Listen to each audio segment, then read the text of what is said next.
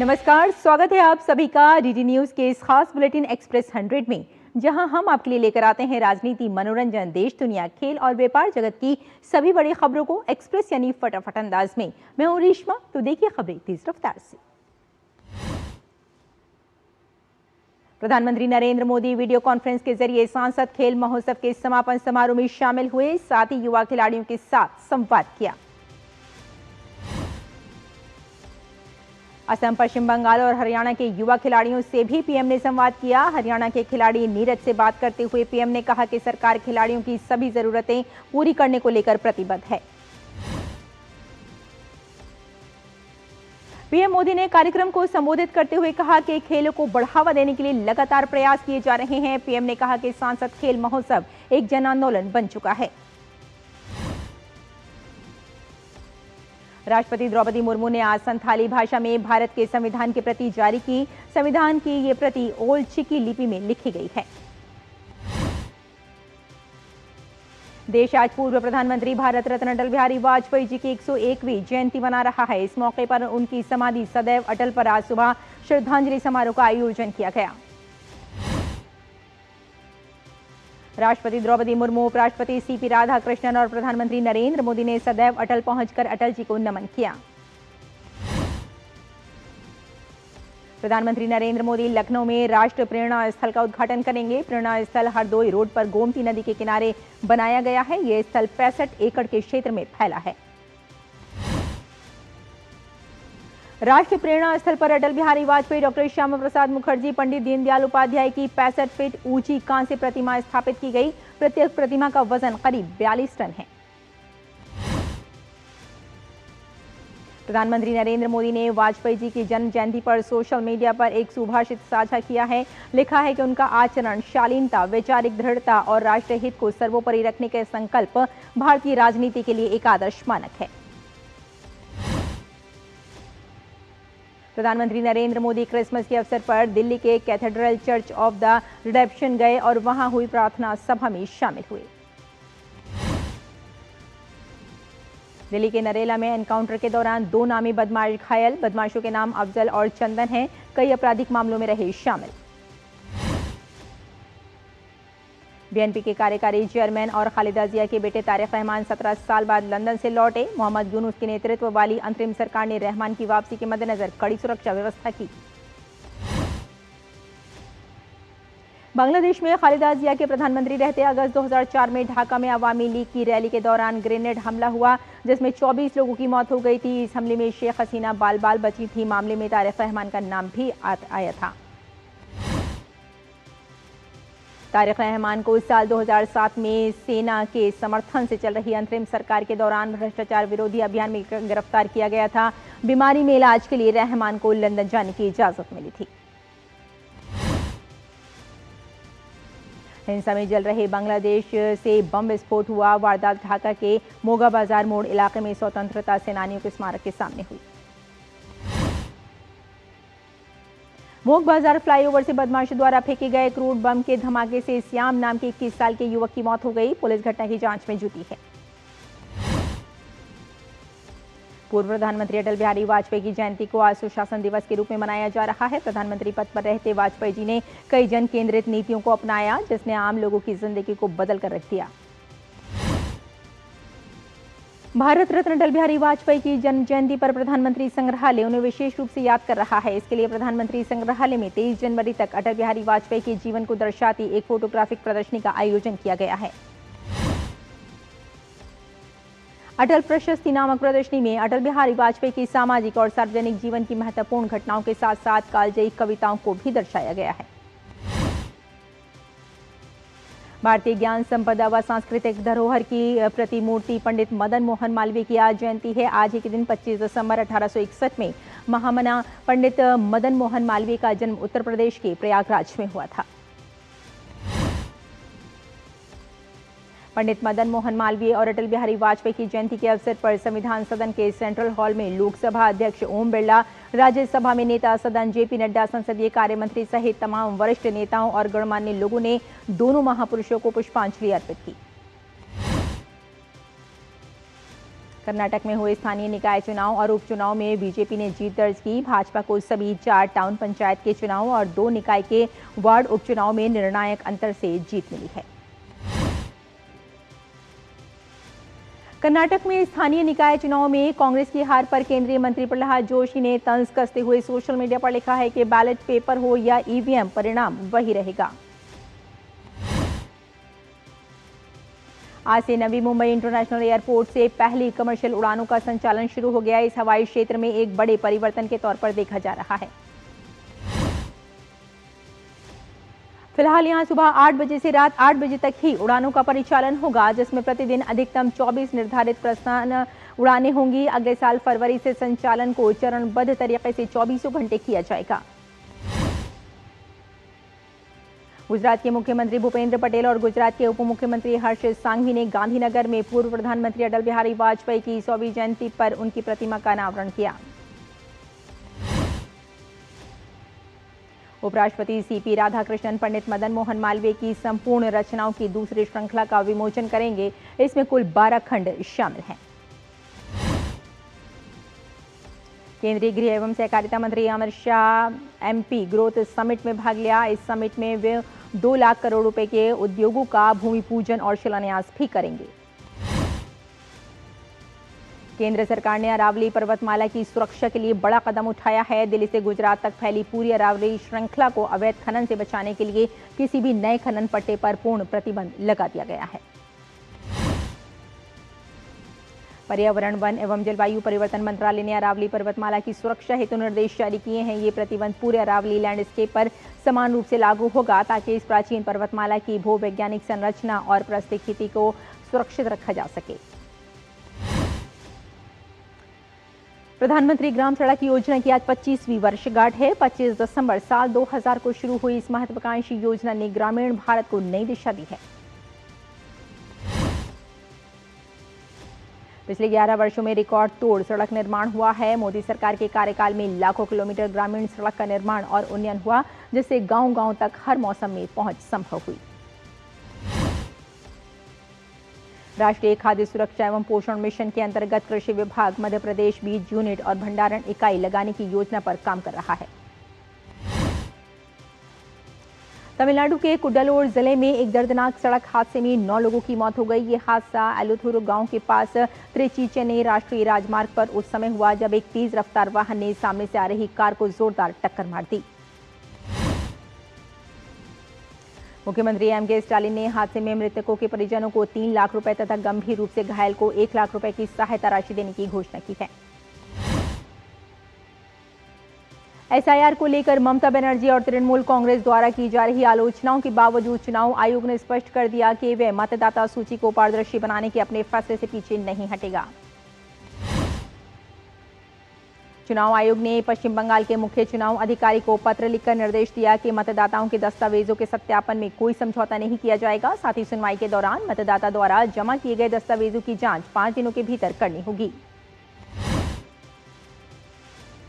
भारत रत्न पूर्व प्रधानमंत्री अटल बिहारी वाजपेयी के शताब्दी वर्ष की पूर्व संध्या पर भारतीय जनता पार्टी केंद्रीय कार्यालय में दीपोत्सव मनाया गया। इस मौके पर भाजपा राष्ट्रीय अध्यक्ष जेपी नड्डा और पूर्व उपराष्ट्रपति वेंकैया नायडू मौजूद रहे। उत्तर प्रदेश सरकार ने अटल बिहारी वाजपेयी को श्रद्धांजलि देने और नागरिक जिम्मेदारी को बढ़ावा देने के लिए आज राज्य भर में स्वच्छता अभियान आयोजित किया। उत्तर प्रदेश के अयोध्या में आज से 17वां अयोध्या महोत्सव शुरू होने जा रहा है। यह उत्सव 5 जनवरी 2026 तक चलेगा।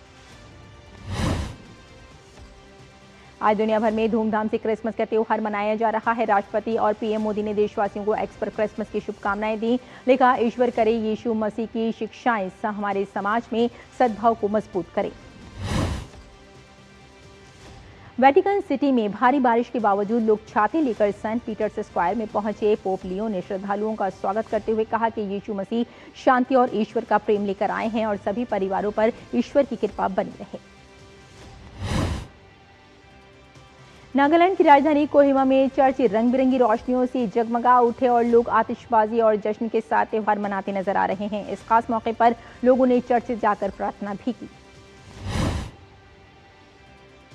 देश के विभिन्न हिस्सों में क्रिसमस को लेकर उत्सव का माहौल। लोग उत्साह और हर्षोल्लास के साथ प्रभु ईसा मसीह के जन्मदिन मनाते दिखे। विशेष प्रार्थनाओं के साथ ईसाई समुदाय के लोगों ने प्रभु यीशु के आगमन के गीत गाए। क्रिसमस ईव पर विभिन्न शहरों में एक अलग रौनक दिखी। चर्चों में मनमोहक सजावट के साथ बाजारों में भी भीड़ रही। मेघालय के लैटुमखरा में Mary Help of Christians Cathedral में बड़ी संख्या में लोग इकट्ठा हुए और उन्होंने प्रार्थनाएं की, फिर एक दूसरे को शुभकामनाएं दी। वहीं गिरजाघरों को लाइटों से सजाया गया है। आज हरियाणा, चंडीगढ़, दिल्ली, हिमाचल प्रदेश, जम्मू क्षेत्र, पंजाब, उत्तर प्रदेश और उत्तराखंड के कुछ स्थानों में सुबह के समय कोहरा छाया रहा। असम, मेघालय, बिहार, पूर्वी मध्य प्रदेश, नागालैंड, मणिपुर, मिजोरम, त्रिपुरा, उड़ीसा, पश्चिम बंगाल और सिक्किम में कुछ स्थानों पर घना कोहरा छाने की संभावना है।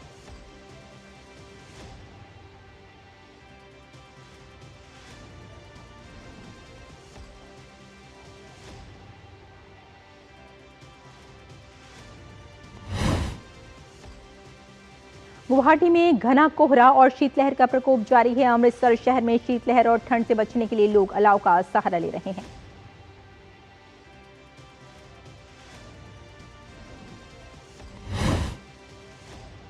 घने कोहरे की वजह से दृश्यता प्रभावित रहने की संभावना है। लोगों से गाड़ी चलाते समय सावधानी बरतने की सलाह दी गई है।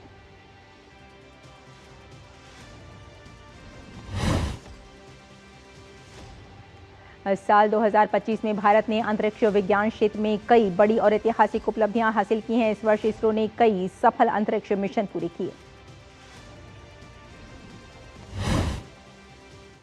और यहां रुकते हैं एक छोटे से ब्रेक के लिए, जल्द हाजिर होते हैं। आप देखते रहिए डीडी न्यूज।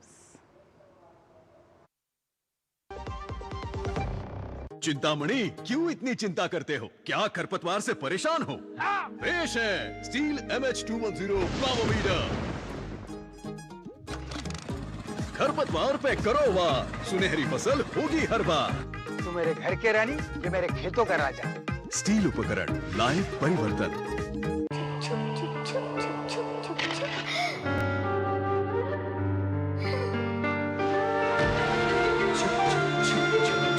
आ जाओ। Yes papa. जिंदगी किसी के लिए नहीं रुकती, हम भी आपको कहां रुकने देंगे।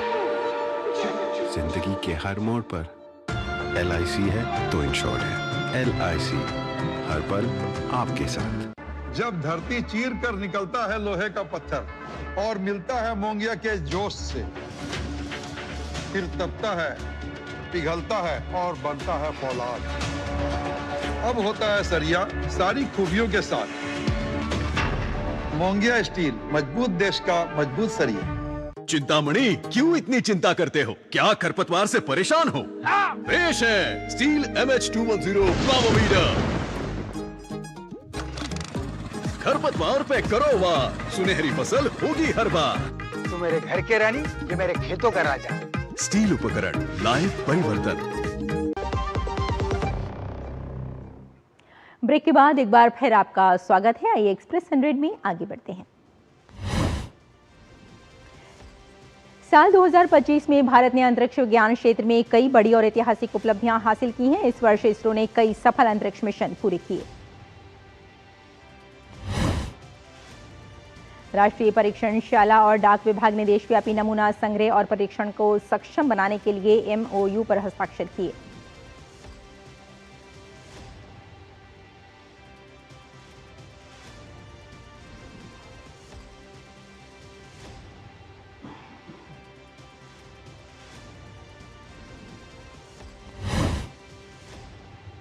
गुणवत्ता परीक्षण सेवा प्रदाता नेशनल टेस्ट हाउस ने कच्चे माल और औद्योगिक उत्पादों के नमूनों के संग्रह तथा उन्हें अधिकृत प्रयोगशालाओं तथा सुरक्षित और समय पर पहुंचाने के लिए भारतीय डाक के साथ समझौता किया।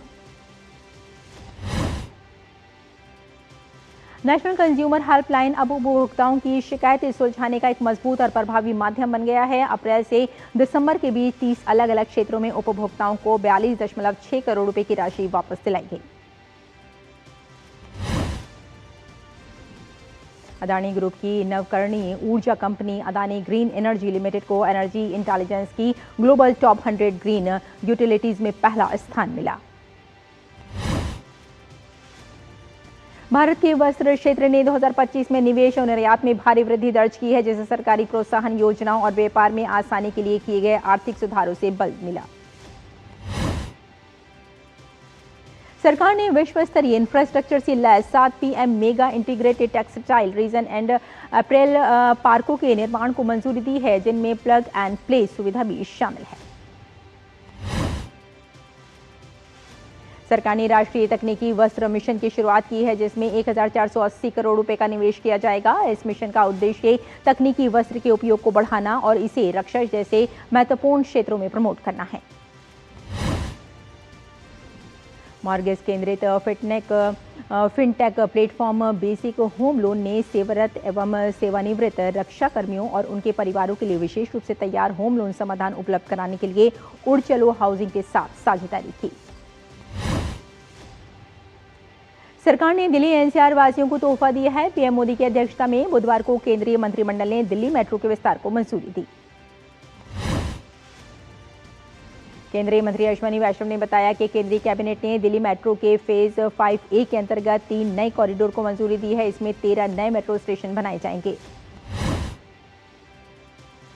वैश्विक आर्थिक विकास के स्थिर रहने की उम्मीद के बीच अगले साल भी भारत तेजी से बढ़ती अर्थव्यवस्थाओं में से एक बना रहेगा।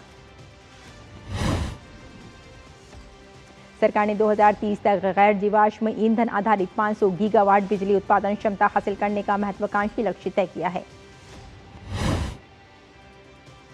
2025 भारतीय स्टार्टअप के लिए बेहतर साल। 18 स्टार्टअप के आईपीओ से 41,000 करोड़ रुपए से अधिक आय और रिटेल, फिनटेक व एंटरप्राइज सेक्टर ने अच्छा प्रदर्शन किया।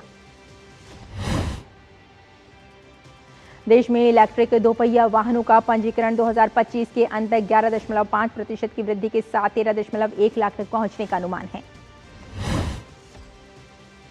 केंद्रीय मंत्री जयंत चौधरी ने एआई के लिए कौशल विकास पर एक रणनीतिक परामर्श बैठक की अध्यक्षता की, जिसमें विकसित भारत के संकल्प को समर्थन देने के लिए राष्ट्रीय कौशल विकास रूपरेखा में एआई के एकीकरण पर जोर दिया गया।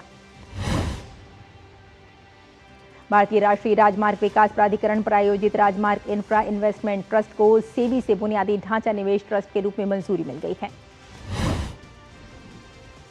अदानी पावर लिमिटेड ने 2031-32 तक स्थापित क्षमता लक्ष्य को बढ़ाकर 41.87 गीगावाट कर दिया है। इस पर लगभग 2 लाख करोड़ रुपए का निवेश किए जाने की उम्मीद है। सेबी ने बेसिक सर्विसेज डीमैट अकाउंट के नियम आसान कर दिए हैं। अब zero coupon, zero principal bond और डिली स्टेट शेयरों को BSDA की पात्रता तय करने में नहीं जोड़ा जाएगा। होटल व्यवसाय में इस महीने नवंबर की तुलना में लगभग 30% की वृद्धि हुई है, जबकि पिछले साल दिसंबर से 10 से 15% की वृद्धि देखी जा रही है। आरबीआई ने चेक के जल्द क्लियरेंस से जुड़े फेज 2 नियमों को टाला है और इसके तहत बैंकों को इमेज मिलने के 3 घंटे के अंदर चेक को इम्प्रूव या फिर रिजेक्ट करना जरूरी है। थाईलैंड कंबोडिया सीमा पर हिंदू देवता की मूर्ति खंडित किए जाने पर विदेश मंत्रालय ने आधिकारिक बयान जारी किया। विदेश मंत्रालय ने कहा कि हमने हाल ही में बनी एक हिंदू देवता की मूर्ति को खंडित किए जाने की रिपोर्ट देखी है, जो थाईलैंड कंबोडिया सीमा विवाद से प्रभावित इलाके में स्थित है। विदेश मंत्रालय ने कहा कि हम एक बार फिर दोनों पक्षों से बातचीत और कूटनीति पर लौटने की, शांति बहाल करने और जानमाल एवं विरासत को किसी भी तरह के और नुकसान से बचने का आग्रह करते हैं। कैलिफोर्निया के सैन बर्नार्डिनो काउंटी में हुई मूसलाधार बारिश के कारण कई इलाकों में बाढ़ आ गई। गवर्नर गेविन न्यूसम ने लॉस एंजलिस, ऑरेंज, सीवरसाइड और सैन बर्नार्डिनो, सैन डिएगो और शास्ता काउंटी में आपातकाल घोषित किया है।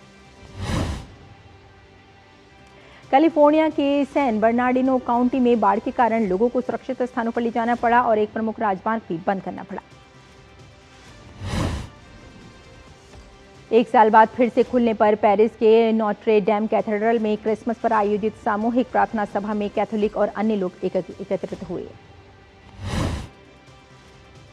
और तुर्की के विदेश मंत्री हाकान फिदान ने अंकारा में हमास के राजनीतिक ब्यूरो के अधिकारियों से मुलाकात की और गाजा में संघर्ष विराम और समझौते को दूसरे चरण में आगे बढ़ाने पर चर्चा की। नाइजीरिया के बोर्नो राज्य की राजधानी माइदुगुरी में बुधवार की शाम नमाज के दौरान एक मस्जिद में हुए धमाके में कम से कम 5 लोगों की मौत हो गई। सोमालिया में दशकों बाद पहली बार एक व्यक्ति एक वोट प्रणाली के तहत नगरपालिका चुनाव के लिए मोगादिशु में मतदान शुरू हो गया। फिलाडेल्फिया के पास एक नर्सिंग होम में गैर रिसाव के कारण 2 विस्फोट और आग लग गई, जिसमें एक महिला कर्मचारी और एक महिला निवासी की मौत हो गई और 20 लोग घायल हो गए। फ्रांस के राष्ट्रपति इमैनुअल मैक्रों ने यूरोपियन संघ के पूर्व आयुक्त थियरी ब्रेटन और अन्य कार्यकर्ताओं पर वीजा प्रतिबंध लगाने के अमेरिका के फैसले की आलोचना की। अमेरिकी अधिकारियों का कहना है कि उन्हें 10 लाख से ज्यादा दस्तावेज मिले हैं जिनका संबंध यौन अपराधी जेफरी एप्स्टीन से हो सकता है। आने वाले दिनों और हफ्तों में इन दस्तावेजों को सार्वजनिक करने की भी योजना है। अमेरिकी राष्ट्रपति डोनाल्ड ट्रंप द्वारा समर्थित होंडुरास के राष्ट्रपति पद के रूढ़िवादी उम्मीदवार नसरी अस्फुरा को 30 नवंबर को हुए चुनाव के 3 सप्ताह से अधिक समय बाद विजेता घोषित किया गया। एक अमेरिकी अधिकारी के अनुसार व्हाइट हाउस ने अमेरिकी सैन्य बलों को निर्देश दिया है कि वे कम से कम अगले 2 महीनों तक वेनेजुएला के तेल पर लगाए गए प्रतिबंधों को सख्ती से लागू करने पर ध्यान केंद्रित करें। खबरों के मुताबिक अमेरिका इस समय कारागार पर दबाव बनाने के लिए सैन्य कार्रवाई के बजाय आर्थिक उपायों को प्राथमिकता दे रहा है। अमेरिका का ये रुख वेनेजुएला सरकार पर दबाव बढ़ाने की रणनीति का हिस्सा माना जा रहा है। भारत और श्रीलंका की महिला क्रिकेट टीमों के बीच 5 मैचों की T20 सीरीज का तीसरा मुकाबला शुक्रवार को सीरीज में 2-0 से आगे है भारतीय टीम। एशिया सीरीज का चौथा टेस्ट शुक्रवार से मेलबर्न में होगा शुरू और सीरीज में ऑस्ट्रेलिया को 3-0 की अजय बढ़त। इंग्लैंड के तेज गेंदबाज जोफ्रा आर्चर बाकी बचे 2 टेस्ट से हुए बाहर। लेफ्ट साइड स्टेन के चलते नहीं खेलेंगे बाकी 2 टेस्ट। तीसरे टेस्ट में किया था शानदार प्रदर्शन।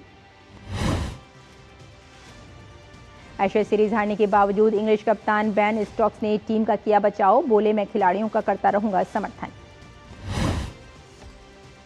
विजय हजारे ट्रॉफी में चमके सितारे। विराट कोहली की 131 रन की पारी के बल पर दिल्ली ने आंध्र प्रदेश को 4 विकेट से हराया।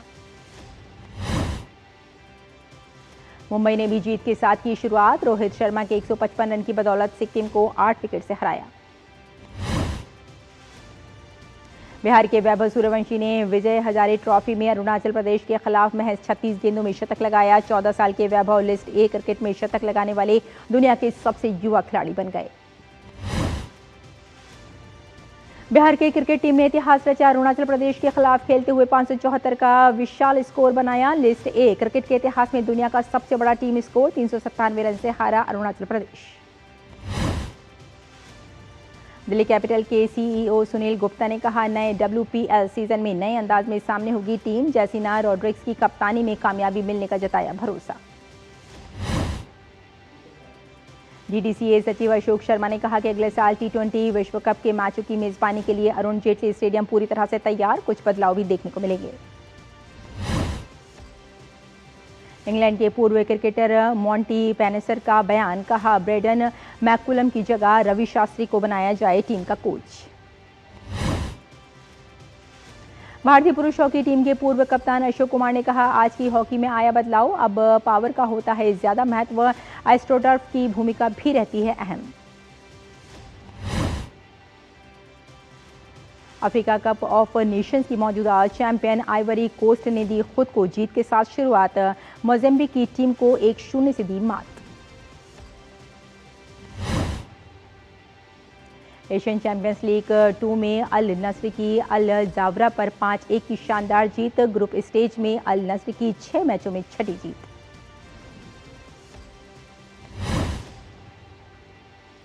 मैनचेस्टर यूनाइटेड के मैनेजर रूबेन एमोरिम ने कहा कि कप्तान ब्रूनो फर्नांडिस को रिप्लेस करना असंभव। हालांकि उनकी गैर मौजूदगी बाकी खिलाड़ियों को आगे आने का देगी मौका।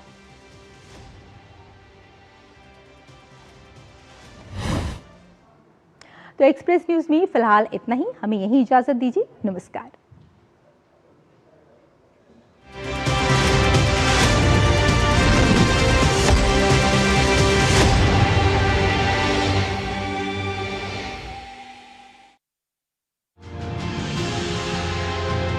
मध्य प्रदेश खेल के मोर्चे पर सुदूर ग्रामीण इलाकों तक टैलेंट को लेकर उसकी पहचान करना और उसको मंच देने का काम कैसे करना। हमारा खेलो एमपी यूथ गेम जो हम 10 जनवरी से शुरू कर रहे हैं 31 जनवरी तक, उसको हम पूरी तरह सिलेक्शन बेस कर रहे हैं। खिलाड़ियों को खेलने के लिए वो जो इंफ्रास्ट्रक्चर चाहिए वो अगर मिल सके, इसको लेकर एक लंबी चुनौती रही है। खेल, खिलाड़ी और खेल मैदान, इन तीनों के उन्नयन के लिए काम कर रहे हैं और हर विधानसभा स्तर पर एक खेल परिसर, कम से कम एक खेल परिसर शुरू कर रहे हैं। अभी हमने 28 विक्रम अवार्डीज जो हैं उनको हमने नौकरी दी है।